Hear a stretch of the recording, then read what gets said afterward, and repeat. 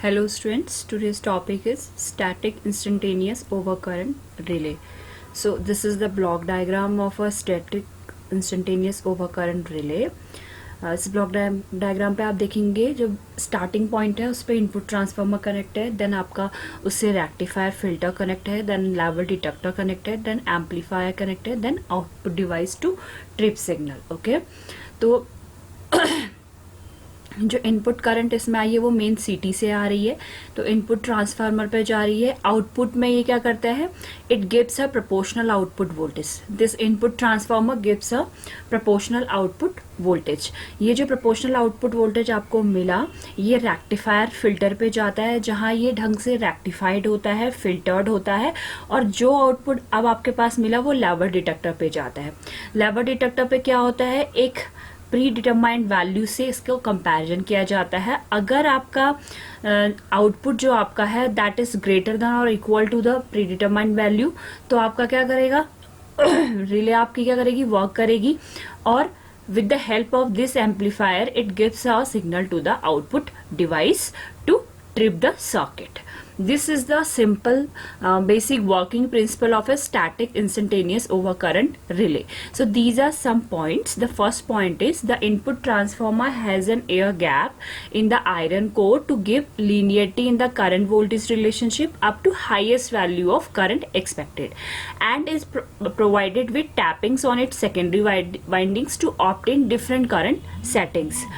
The output voltage of a transformer, this output voltage of the transformer is then rectified, we already discussed, through a rectifier and then filtered at a single stage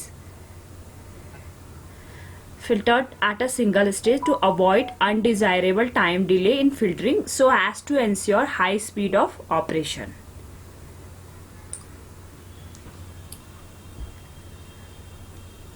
A limiter made of a Zener diode is also incorporated in the circuit to limit the rectified voltage to safe values even when the input current is very high under fault conditions.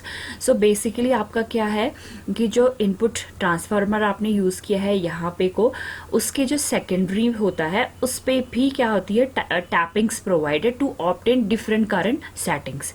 इसका जो output हुआ then rectified होता है, और यहाँ पे को आपका एक limiter made of Zener diode incorporate किया गया है सर्किट पे to rectified voltage to safe value even when the input current is very high under fault conditions.